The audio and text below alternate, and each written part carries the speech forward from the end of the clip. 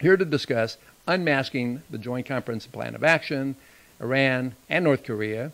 Is our guest, and we're going to be turning to her now, and that's Are We Approaching the Endgame Part 2? We're going to be turning to her now. Again, you can join the conversation by emailing questions to goingglobal@voiceatradio.com. That's goingglobal@voiceatradio.com. Now, let me tell you about our guest. Clare Lopez is Vice President for Research and Analysis at the Center for Security Policy, a Senior Fellow at the London Center for Policy Research, and a member of the Board of Advisors for the Canadian McKinsey Institute. She also serves as a member of the Citizens Commission on Benghazi, founded by Accuracy and Media, Inc.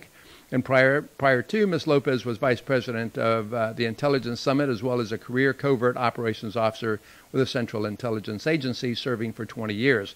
She's been a professor at the Center for Counterintelligence and Security Studies, Executive Director of the Iran Policy Committee, a member of the Congressional Task Force on National and Homeland Security, which focuses on the electromagnetic pulse threat to the nation, and has served as a consultant intelligence analyst and researcher for a variety of defense firms. In 2016, she was named to Senator Ted Cruz's presidential campaign National Security Advisory Team. Ms. Lopez provides her expertise as an instructor on Iran, Hezbollah, and the Red-Green Axis for understanding the threat, the only program of its kind in the country that provides a threat-focused strategic and operational consultation, education, and training for federal, state, and local leadership and agencies and government, the private sector, and for private citizens about the global Islamic movement and the jihadi networks and communities around the nation. She's a regular contributor to print and broadcast media on subjects related to Iran and the Middle East, and the co-author of 2 published books on Iran. She's also the author of an acclaimed paper for the Center for Security Policy, and that is The Rise of the Iran Lobby, and co-author editor of other publications of significance. Clare, welcome to the program Going Global with David Delgado. Hello, David. Thank you for having me. Glad to be with you. Well, thank you for coming back onto the program. When you were here last week, we certainly discussed these and related matters. We didn't get to everything that we wanted to discuss, and agreed that we should convene again sometime in the future, which is this month. So thank you once again for coming on to the program. Clare, very quickly, for perhaps listeners that did not tune in the last time and have not listened to the broadcast, perhaps you can tell us just a little bit more about yourself, and as much of, in a summary way, as much as you can about your activities at the CIA with respect to Iran and certainly North Korea, and even segueing into Russia and China, because they're certainly part of the equation. Well, my focus on the Middle East, Iran, Islam, jihad, and Sharia began after 9/11, when I was already in the private sector, at which point I began to gravitate towards the policy community in Washington, D.C., and round about 2007 or 2008, I had the great good fortune to meet with Frank Gaffney and the fantastic folks here at the Center for Security Policy, where I was a senior fellow from 2010 till 2014, and then came on board full-time in 2014 until, as I am now, the Vice President for Research and Analysis at the Center, where what I do has a lot to do with the publications that we put out. I am the editor for most of our books and papers, occasional papers. I also write some of those, co-author on a number of books and papers, or author, and also do a great deal of speaking and talking to groups around the country, but also, as I am tonight, here with you all on radio, sometimes also on TV, and also do some training with local law enforcement, police departments, and sheriff's departments around the country, training them on the Islamic movement, the threat of the Islamic movement, and in particular the Muslim Brotherhood element of that in the United States. So sort of in a nutshell, that's what I do. Well, you do train law enforcement agencies, you're saying, on the Islamic threat. How is that received? Is that received as a sensitive matter, or are they generally open-minded about it?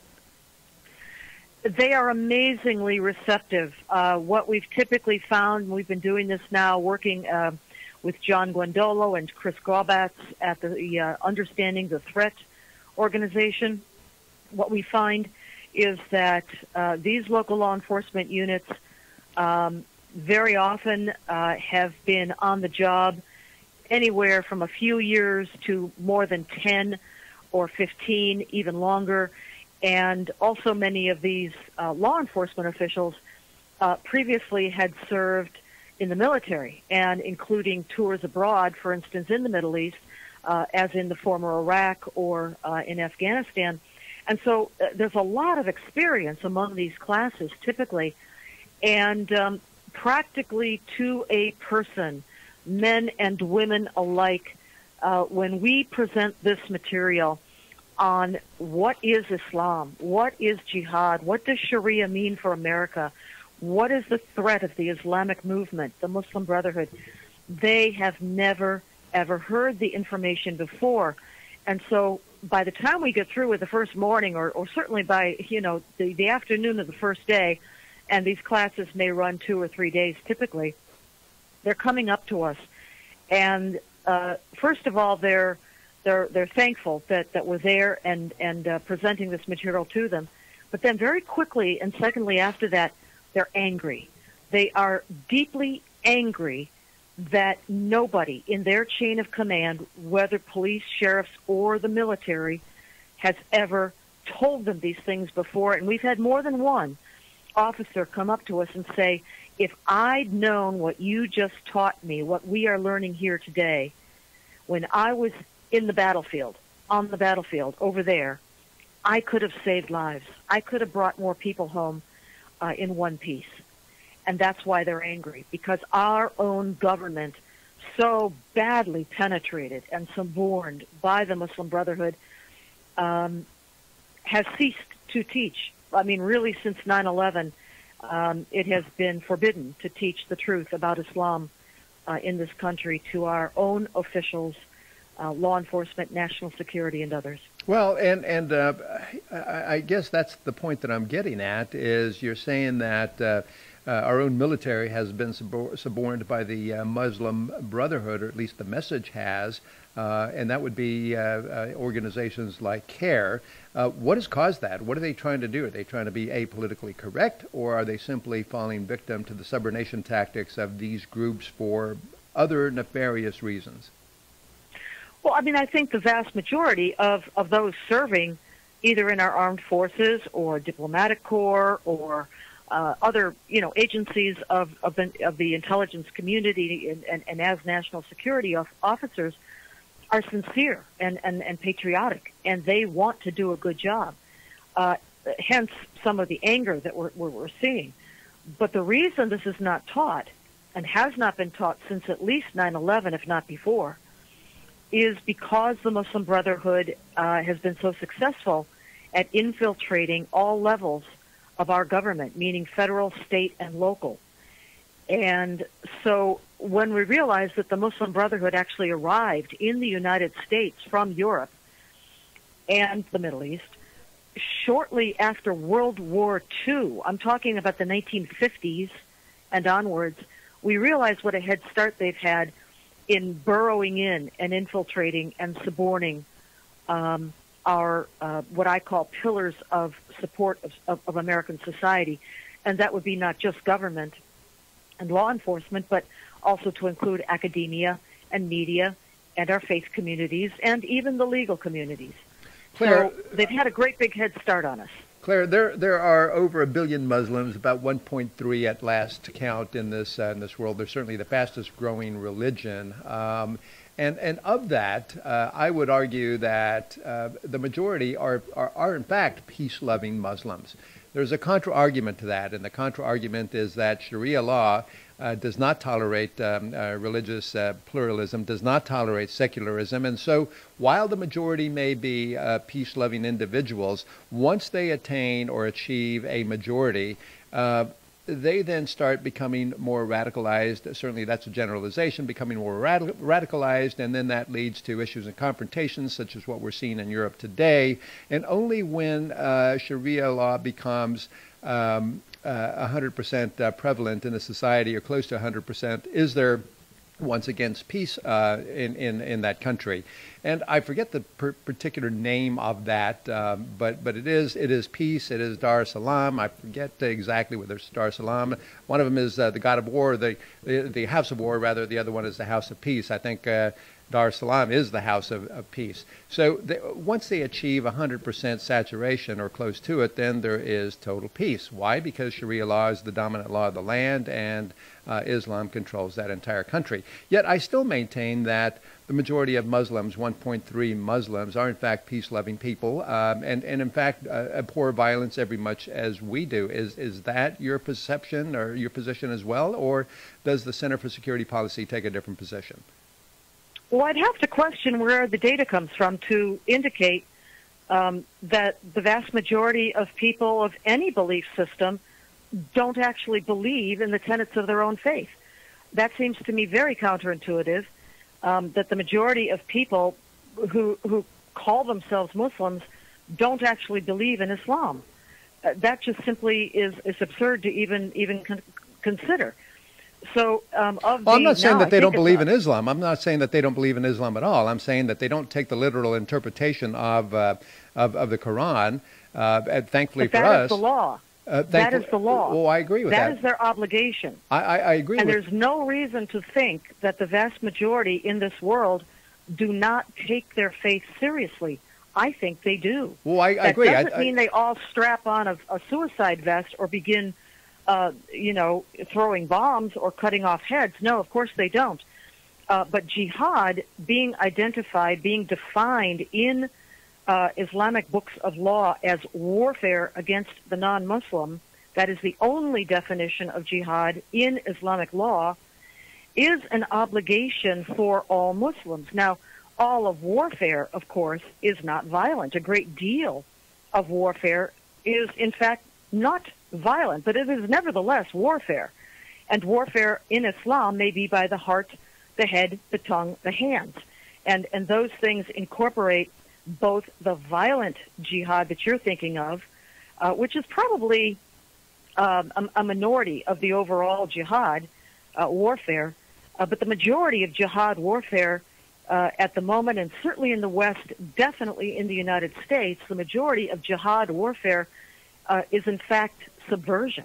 It is suborning from within the elements of a society that is being targeted, in this case, our own. There is absolutely zero reason to think that the majority of Muslims here in America or any other place do not believe in their own faith or follow it or obey it. Oh, and I'm not disputing that. I would agree that they do believe in their own faith. They do believe, they do follow it.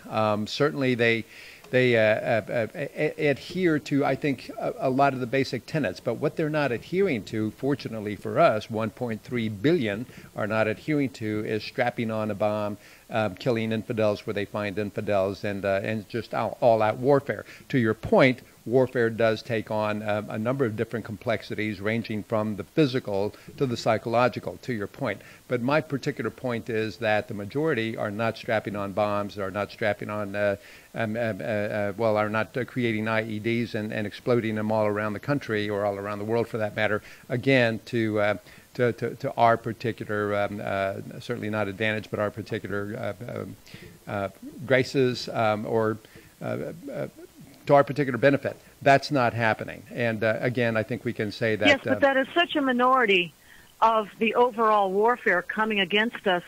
I even urge people to stop thinking about terrorism altogether. There are military and national security forces whose job it is to focus on those things. But we need to stop thinking about terrorism altogether. We need to start thinking, we are not fighting terrorism. That is not what we're fighting. We of the West, we, the children of the Enlightenment, we fight to live free of Islamic law, of Sharia. When you put it in that context, and by the way, there are well over 1.6 or 7 billion Muslims in the world today, but that's still only maybe a quarter of all of human beings on Earth. So 3 out of 4, or at least 2 out of 3 people on the face of the earth are not Muslim. But the point being that we have to stop thinking about the kinetic, the violent. That's not the battle. That's not the fight.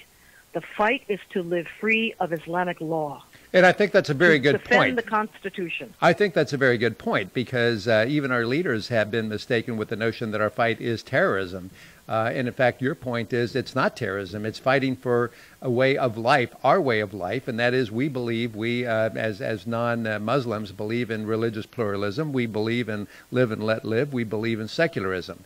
And what your point is that Islam does not believe that. Islam is not religiously plural. They're certainly not secular. They believe in Sharia law, and you're saying that true Muslims, or not true Muslims, but Muslim adherents, in fact, ascribe to Sharia law, and they believe that. So back to my original question, we got sidetracked a little bit. When you're talking to police forces and military organizations, how do you talk about that in a sensitive way so as perhaps not to offend, or perhaps do you recognize that there may be Muslim members of the police force and certainly Muslim members of the military? How do you address that? Our job is not to be sensitive. Our job is not to be inoffensive. Our job is to tell the truth. And so we typically begin on day one with several blocks of instruction on Islamic law, on Sharia. That's where we start. The second day typically is focused on the work of the Muslim Brotherhood and other elements of the Islamic movement in the United States, and specifically how they are pursuing civilization jihad, subversion in this country. And then the third day, we usually move on so as to leave them with some hope to solutions. We give them very specific tactics and measures that they may use in their daily work as beat cops, as detectives, as sheriffs, as even prosecutors, sometimes lawyers in the audience. So aimed at all of those, very specific training tips on what they can do, first of all, to identify the threat within their own communities, which they are usually very committed to protecting. Then number two, after identifying, how to go after them legally and with the tools, and now the new skills that they have after taking this course. And have you run into any objections by Muslim members of the military or police forces that you have addressed, and how have you addressed that? I can't say that I can recall many of those actually being in our classes. What does happen is that Muslim Brotherhood front group representatives like Hamas, doing business, as we say, as CARE, Council on American Islamic Relations in the U.S., will try to get the class canceled or shut down before we begin.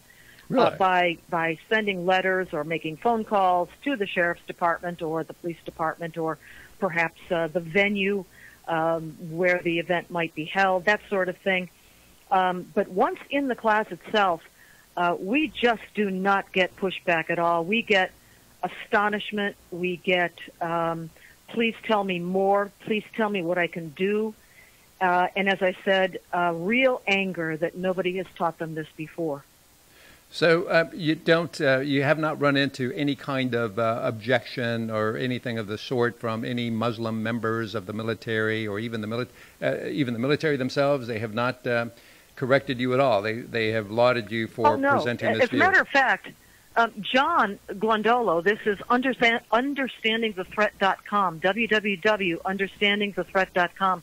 John has put out publicly over and over again, he says it to every class, a challenge. And he says, if anyone at all, can show us that something we are teaching is counterfactual, is incorrect, is factually wrong, not only will we remove it from the course and never teach it again, but we will pay that person $1,000. In all the years of teaching, nobody has ever taken us up on that. Well, that is an interesting point. I would have thought that somebody would have taken you to task on it, and certainly they can't, because what we're teaching is truth, and they know it. And you know what? And that's a good point. And I think I thank you for making the point that you're not talking about terrorism mainly. You're talking about maintaining a way of life. There's a fellow by the name of Dr. Peter Hammond, who has appeared on this program before, and he's an executive director of a South African group called Frontline News.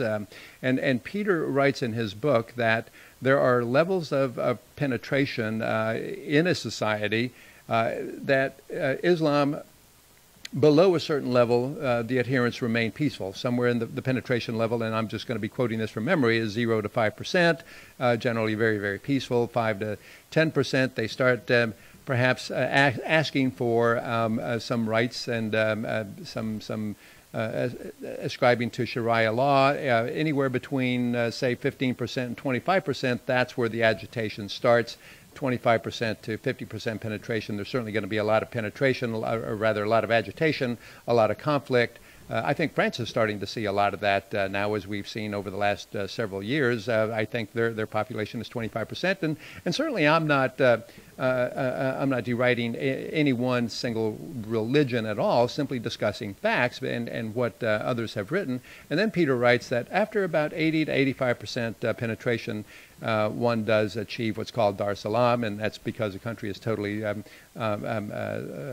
been totally subjugated by Sharia law, and therefore there's total peace because there's no opposition to it. And this is coming from Peter Pry himself, and not Peter Pry, but Peter Hammond himself. And what you're saying is your mission, your organization, is to simply discuss facts and not to discuss terrorism per se, but discuss a way of life, which is what you're trying to do, is educate those that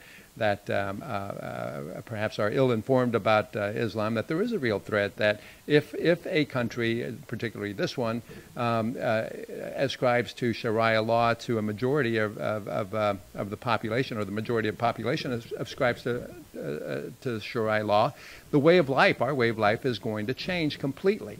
Now, let me ask you just a theoretical question in the converse. If Sharia law advocated pluralism, if it tolerated religious pluralism, if it tolerated secularism, and this is certainly conjecture, rhetorical question perhaps, I don't know if you can even comment on this, but if their tenets did not call for the death of infidels, and certainly not in the preamble of the Iranian Constitution as we discussed in the past, what would be the views of the center at that point? If they were tolerant, if they were once again tolerant of secularism and religious pluralism, what would be the views? If the moon were made of green cheese, it's a non sequitur. Okay. It's simply not. Yeah.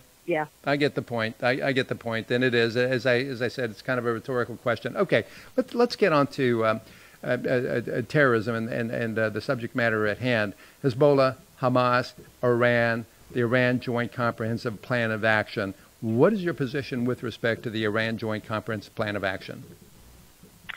The JCPOA, as it's called, concluded in July of 2015. That's coming on 3 years now ago. Among what we call the P5 plus 1. P5 is permanent 5 members of the UN Security Council, being the U.S., the U.K., France, Russia, and China. And then the plus 1 is Germany. Among them, the IAEA, that is the International Atomic Energy Agency, the monitoring agency of the United Nations for nuclear matters, and Iran. So that agreement concluded among all of those parties, purported to trade off some sanctions relief and release of enormous amounts of cash, tens and tens and tens of billions of dollars to Iran, trade that off in return for some promises that the Iranian regime in Tehran would behave and be good and restrict some of its nuclear weapons development for a period of time until the period of the agreement ended, which interestingly is in 10 years. We can talk about why any Islamic agreement will always be 10 years or less, but it was a very foolish agreement to enter into. I think the Obama administration, and especially Secretary of State John Kerry at the time, were incredibly driven to achieve this agreement, no matter the extremely negative consequences for U.S. national security, never mind that of our allies like Israel in the Middle East and other Gulf countries like Saudi Arabia and others.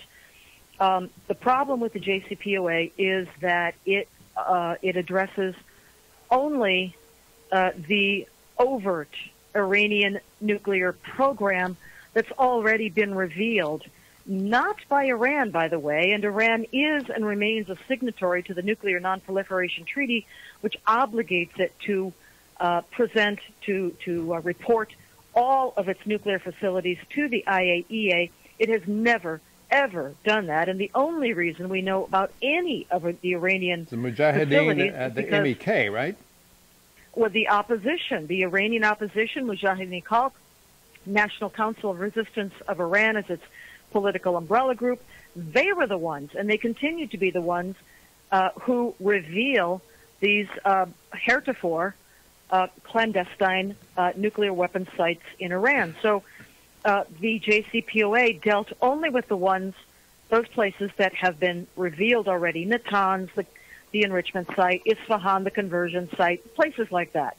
Yes. The problem is that the Iranian nuclear weapons program, in fact, is not anything about the overt program. It is a clandestine, it's a more accurate, a covert program, literally hidden away on off-limits military sites and literally buried under mountains in tunnels and bunkers where inspectors are never, ever allowed or going to be allowed to go. So we've been fooled. We've been handed, a foolish piece of paper, which, by the way, not one single member of the team that discussed it, that negotiated it, not one single person, not one single country actually signed one single page of that agreement. Well, no, There's it's no not even signature on any of it. Exactly, it's not been ratified by the Senate, by the even been signed. by the Senate. It's not. Never mind even ratified. Right, it's not signed. Right. It's just an agreement. Anyone. It was just an agreement between executive Kerry, agreement. Exactly, just an agreement between Kerry and the Iranians and the other members of the Group of Five plus Germany, as you said. Probably call it a pig and a poke if you weren't talking about an Islamic regime.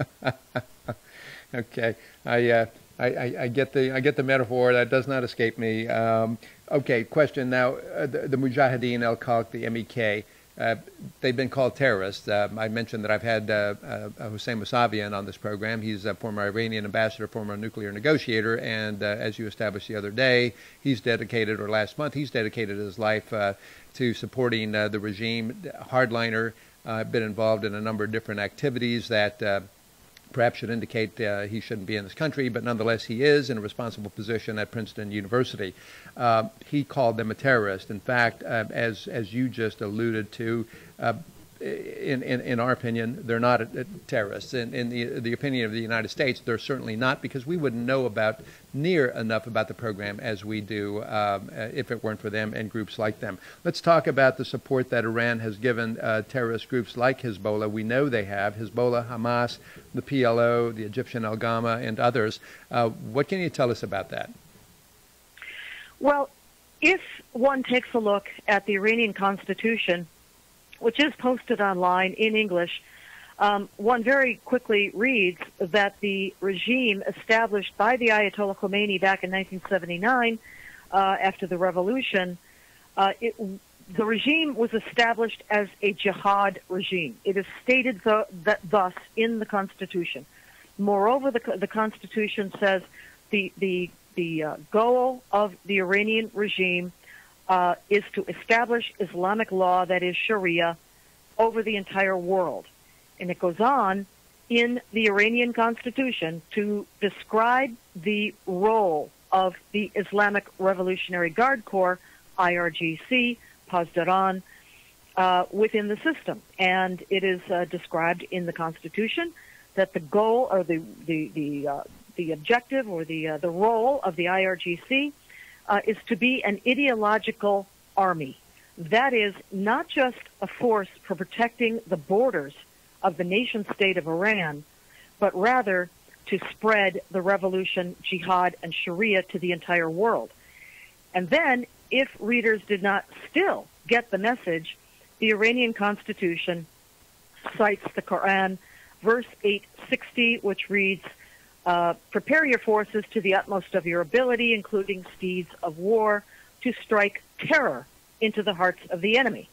That is directly out of the Quran. It's put directly into the Iranian Constitution. So naturally, the Iranian regime supports what we would call terrorist organizations. Now, they may or may not use that term, but more appropriately, more accurately, those are jihad proxies of the Tehran regime. So they are proxy forces to spread Islam by jihad. So is export of Iran's revolution a central tenet of the ruling clerics, and is terrorism a way to accomplish this? Yes, absolutely so.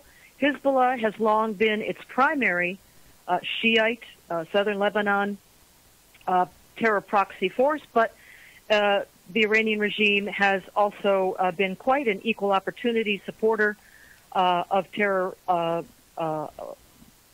groups, militias, as we would call them. Hamas is one, which is Sunni, of course. Al-Qaeda is Sunni, of course. They work very closely with them and have for many, many years. They work with the Taliban, which likewise is Sunni.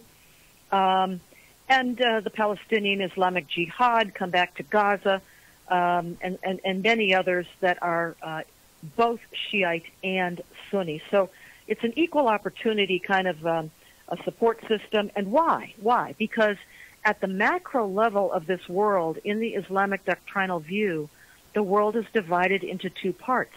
The Dar al-Islam, meaning House of Islam, is that place where Sharia is faithfully and fully enforced. And Dar al-Harb, the god of war, a house of war, is the house of war, the place where Sharia is not yet the law of the land, and which must be conquered by the doctrine of Islam. And this is what Iran and its regime and its terror proxies are doing. Is Rouhani bent on this? He comes across as a moderate. He's a regime figure. What's a moderate? There's no such thing as a moderate. If you're a Muslim, the word Muslim itself, linguistically, in the Arabic language, means one who submits. That's what the word means. Submits to Allah, submits to Sharia. Therefore, anybody who calls themselves a Muslim is saying, I am one who submits to Sharia. I support. I obey Sharia. I obey Dar al-Salam. I obey Dar al-Harb. No, I obey Sharia in just a sentence.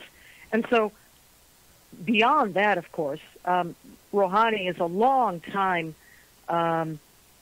founding member of the Iranian regime and a founding member, really, of the revolution of Khomeini. So, no, I mean, they put on different faces. They have different roles for different folks, but it's all to the same objective, and that is Islam, Sharia by jihad. All right, a couple of points. I've received an email from Nene Pimentel from the Philippines. Nene is an ardent listener of this program. He's a friend. He is also a former senator of the Philippines, retired senator from the Philippines. He is working on federalism in the Philippines, and his email said, "Good topic. Thanks for the info, David."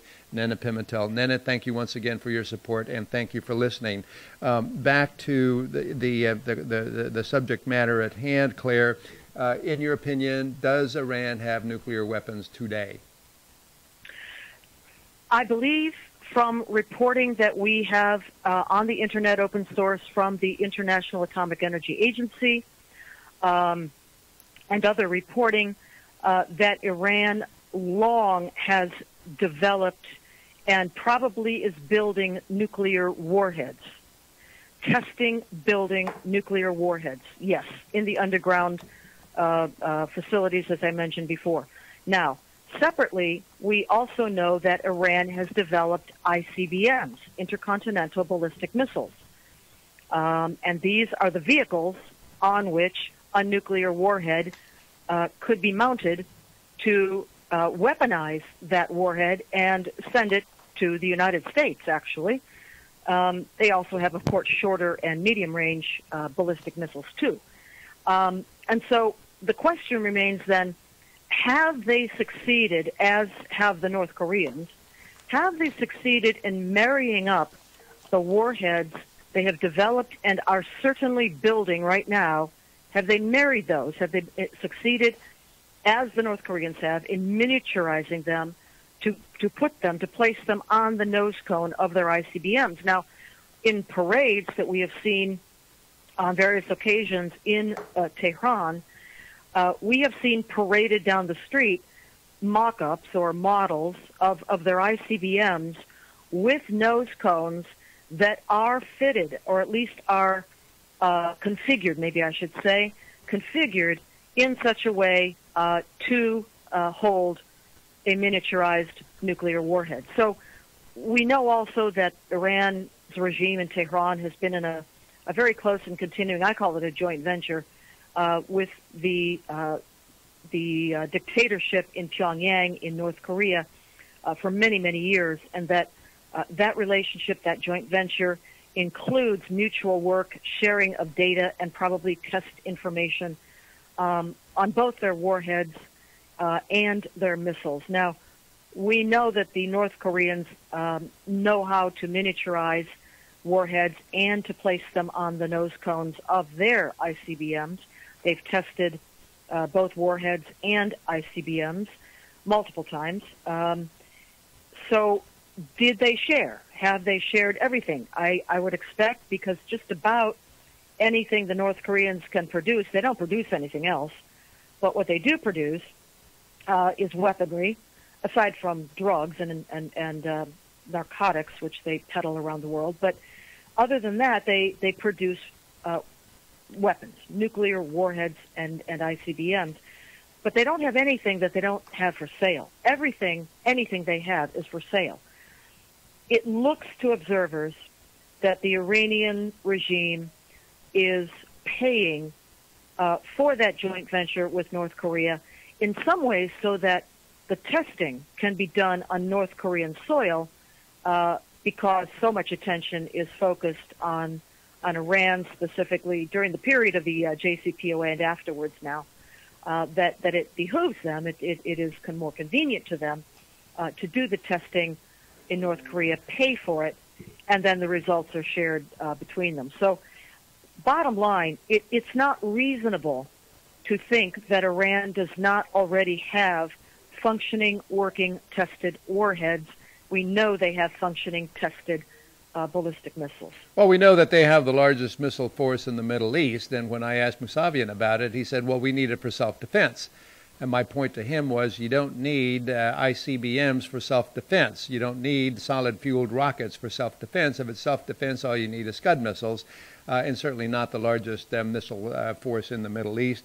His position was, in fact, that they did need that. And the question that I asked him was, does Iran have nuclear weapons? And his response was no, they don't have nuclear weapons. But but I have to say this. I had to ask him, and Hussein, this is true. You know, I'm not spreading anything that's false here.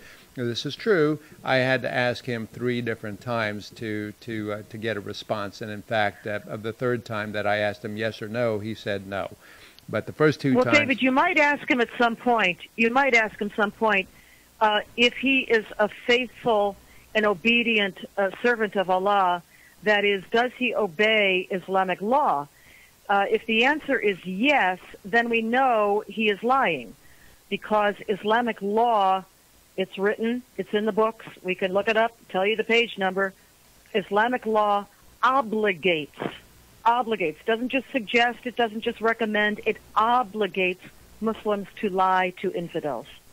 That is an obligatory activity when the objective to be attained, in this case jihad and Sharia, are obligatory, as they are. So there is really not much point in speaking to an individual like that at all. You're wasting your time, and the listeners' time, quite frankly, as well, because we know that a Muslim who is faithful to the tenets of Sharia is obligated to lie to us.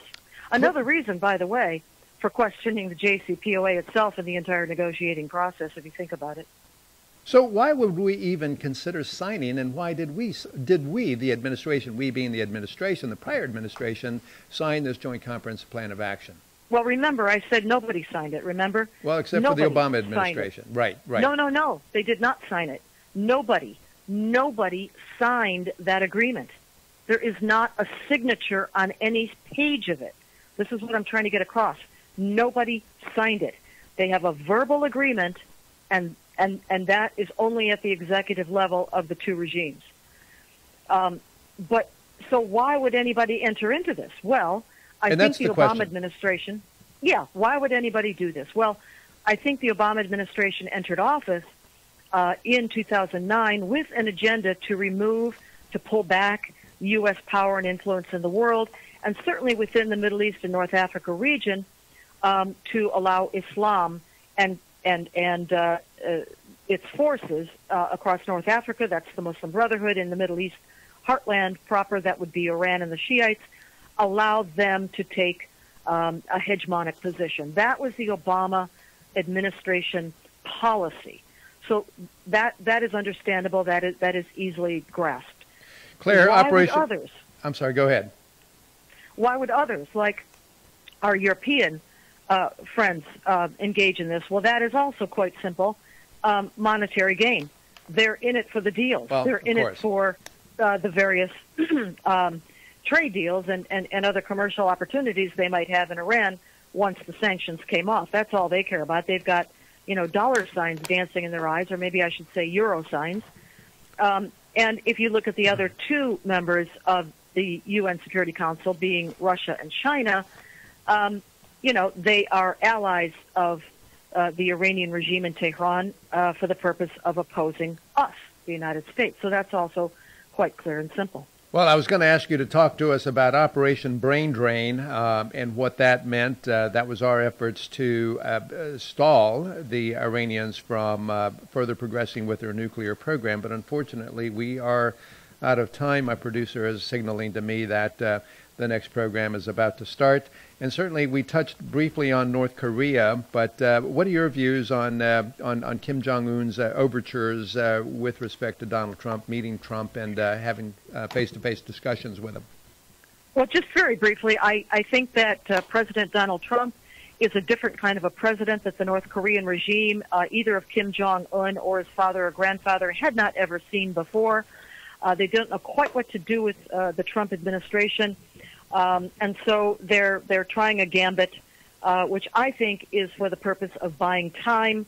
I don't know how much time they need to complete whatever their objective is in terms of numbers of warheads mounted on ICBMs, or what exactly the objective is. But the North Koreans are playing for time. They're playing us for suckers, and I sincerely hope that the Trump administration thinks better of accepting a situation where the leader of the free world, the most powerful country on the face of the earth, sits down as an equal or a negotiating kind of a partner with a tin pot dictator who slaughters his own people, exports terror, and is threatening the rest of the world with nuclear annihilation.